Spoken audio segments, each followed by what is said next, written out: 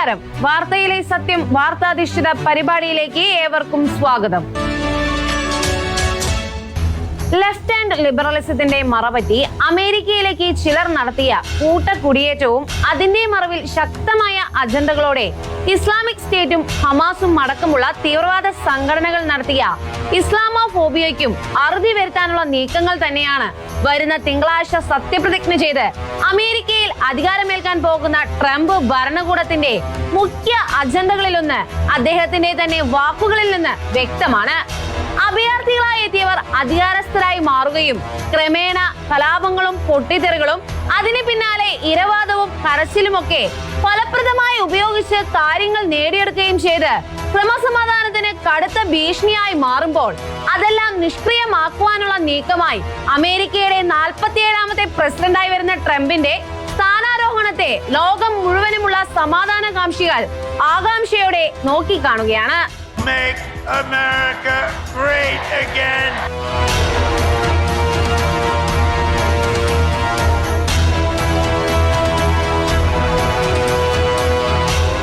ജമാഅത്ത് ഇസ്ലാമിയിൽ നിന്ന് പ്രചോദിതമായുണ്ടായ Islamic ബ്രദർഹുഡിന്റെ Palestine പതിപ്പായ Hamas തീവ്രവാദികളിൽ 6000 പേർ 2023 October 7-ന് ലോകത്തിലെ ഏക ജൂത സമൂഹമായ ഇസ്രയേലിൽ കയറി നടത്തിയത് അവർ ഒരിക്കലും മറക്കാത്ത ആക്രമണങ്ങളായിരുന്നു.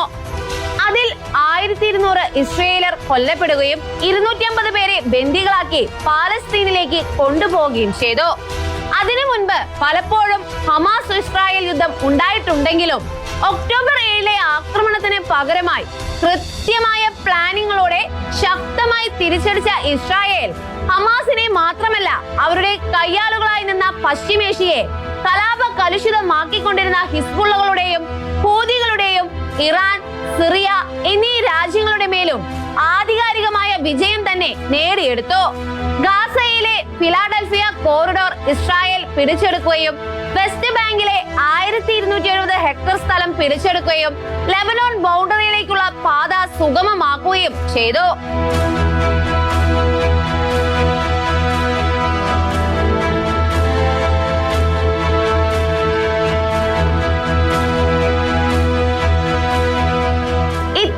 ഹമാസിന്റെ മേൽ ഇസ്രായേൽ നേടിയ വിജയവും അമേരിക്കയിലെ ട്രംപിന്റെ വിജയവും തമ്മിൽ സമരസപ്പെടുത്തുന്ന പല ഘടകങ്ങളുണ്ട്. ഹമാസ് ഇസ്രായേലിനെ ആക്രമിച്ചതിന്റെ പിറ്റേ ദിവസം ന്യൂയോർക്ക് സിറ്റിയിലെ ടൈംസ് സ്ക്വയറിൽ ഒരു റാലി നടക്കുകയും പാലസ്തീൻ അനുഭാവികളായ ഇസ്ലാമിസ്റ്റുകൾ ഹർഷാരവത്തോടെ ആ റാലിയെ വമ്പിച്ച ആഘോഷമാക്കി മാറ്റുകയും ചെയ്തു. അതിന്റെ പ്രതിഫലനങ്ങൾ കേരളത്തിലും ഉണ്ടായി എന്നതാണ് വാസ്തവം.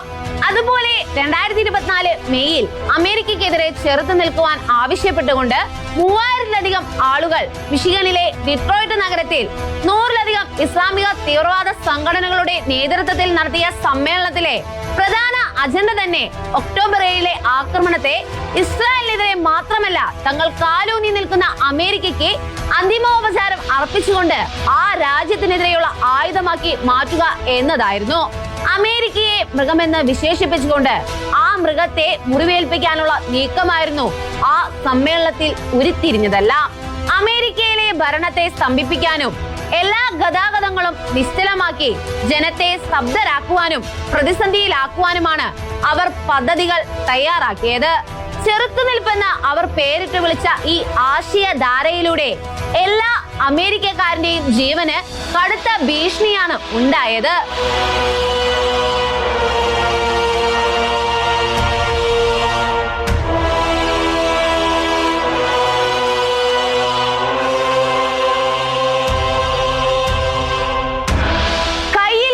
മൂർച്ചയുള്ള ആയുധങ്ങൾ കൊണ്ടോ ഓടിക്കുന്ന വാഹനങ്ങൾ കൊണ്ടോ കാഫിറുകളായ ഇസ്ലാമിതര മതസ്ഥരെ കൊന്നു കളയുവാനുള്ള ആഹ്വാനങ്ങൾ കുത്തി നിറച്ച നിരവധി വീഡിയോകൾ ഇതിനോടകം ഇത്തരക്കാരെ സ്വാധീനിച്ചിട്ടുണ്ടെന്നതാണ് സത്യം.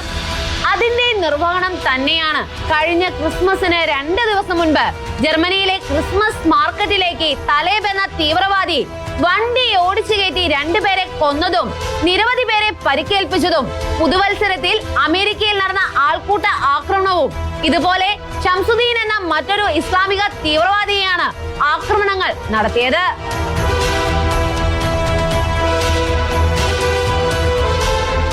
ഇത് തീവ്രവാദികളുടെ മുഖ്യ ടാർഗറ്റ് ക്രൈസ്തവരാണെന്ന കാര്യവും നിസ്സാരമായി കാണാൻ കഴിയുന്നതല്ല. അമേരിക്കയിൽ പിന്നീട് നൂറുകണക്കിന് ആളുകൾ ചെന്ന് ഗ്രാൻഡ് സെൻട്രൽ സ്റ്റേഷൻ ബലമായി അടപ്പിച്ചു.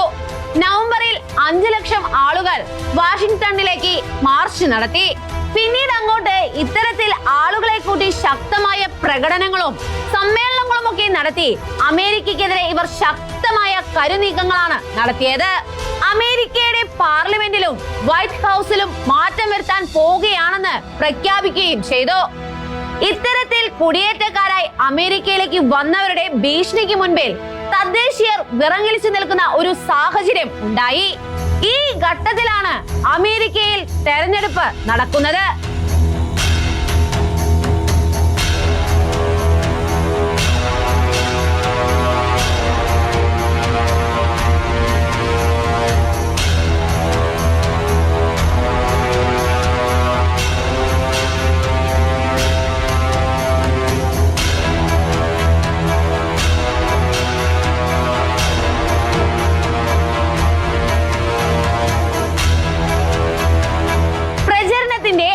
ഘട്ടത്തിൽ ട്രംപ് നേരിയ മേൽക്കൈ കമല വന്നതോടെ മാറിമറയുന്ന അന്തരീക്ഷം ഉണ്ടായെങ്കിലും 2 തവണ ട്രംപിനെ കൊല്ലാൻ വിമതരുടെ ഭാഗത്ത് നിന്ന് നീക്കം ഉണ്ടായതോടെ അമേരിക്കക്കാരെല്ലാം യാഥാസ്ഥിക കാഴ്ചപ്പാടുകളോടെ നിലകൊള്ളേണ്ടതിന്റെയും ട്രംപ് തങ്ങളുടെ നേതാവായി വരേണ്ടതിന്റെ അനിവാര്യത അമേരിക്കക്കാർക്ക് ബോധ്യപ്പെട്ടത്.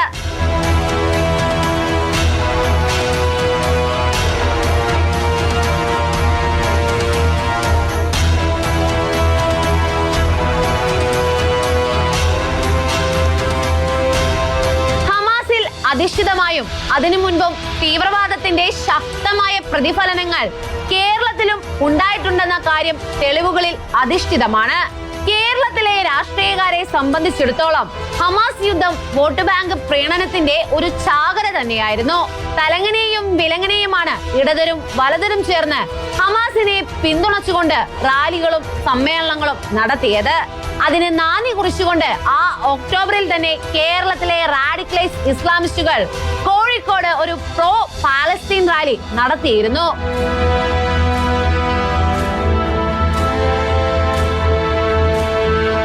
ഒക്ടോബർ 27-ന് ജമാഅത്ത് ഇസ്ലാമി ഹിന്ദിന്റെ യുവജന വിഭാഗമായ സോളിഡാരിറ്റി യൂത്ത് മൂവ്മെന്റ് നടത്തിയ ഹമാസ് അനുകൂല സമ്മേളനത്തിൽ വിർച്വൽ പ്ലാറ്റ്ഫോമിലാണെങ്കിലും പ്രസംഗകനായി എത്തിയത് ഇപ്പോൾ ജീവനോടെ ഇരിക്കുന്ന ഏക ഹമാസ് നേതാവായ ഖാലിദ് മാർഷൽ ആയിരുന്നു.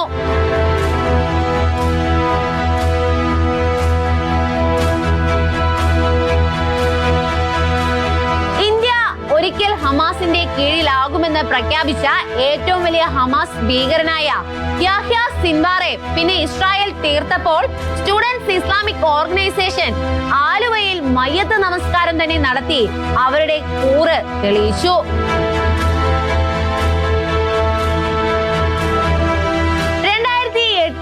മുംബൈ ഭീകര ആക്രമണത്തിന്റെ മുഖ്യ സൂത്രധാരനായ അജ്മൽ കസബിനെ തൂക്കിലേറ്റിയപ്പോൾ കലൂരിലും 2001 പാർലമെന്റ് ആക്രമണത്തിലെ പ്രതിയായ അഫ്സൽ ഗുരുവിനെ തൂക്കിലേറ്റിയപ്പോഴും കേരളത്തിൽ പ്രാർത്ഥന നടത്തി.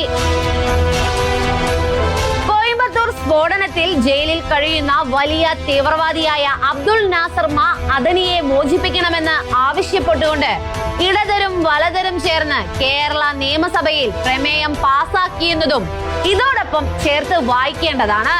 പോപ്പുലർ ഫ്രണ്ട് എന്ന തീവ്രവാദ സംഘടന ഇന്ത്യയിലെ ഭരണത്തെ അട്ടിമറിക്കാൻ ശ്രമിച്ചെന്ന വാർത്തയ്ക്ക് പുറകെ പോപ്പുലർ ഫ്രണ്ടിന് കനത്ത തുക സംഭാവനയായി കൊടുത്ത 13,000 ഗൾഫുകാരിൽ 10,000 പേർ കേരളീയരാണെന്ന വാർത്ത കേൾക്കുമ്പോഴും എത്രത്തോളം കേരളം റാഡിക്കലൈസ് ചെയ്യപ്പെട്ടുവെന്നും ഏത് വിധേനയും ഇന്ത്യയെ അട്ടിമറിച്ച് ഇവിടെ തീവ്രവാദികളുടെ ഭരണം വരണമെന്ന് ഇവർ ആഗ്രഹിക്കുന്നുവെന്നതും വ്യക്തമാക്കുന്ന കാര്യങ്ങളാണ്.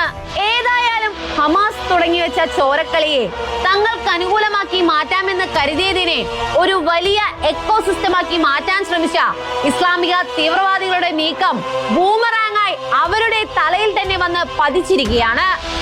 അതിന്റെ ഉത്തമ ദൃഷ്ടാന്തമാണ് ഡൊണാൾഡ് ട്രംപ് അമേരിക്കയിൽ തിങ്കളാഴ്ച പ്രസിഡന്റായി സത്യപ്രതിജ്ഞ ചെയ്ത് അധികാരത്തിൽ എത്തുന്നത്. അതോടെ റാഡിക്കലൈസ് ചെയ്തു തുടങ്ങിയ ലോകക്രമത്തിന് മാറ്റം വരിക തന്നെ ചെയ്യുമെന്ന പ്രതീക്ഷയിലാണ് ഇപ്പോൾ ലോകം മുഴുവൻ.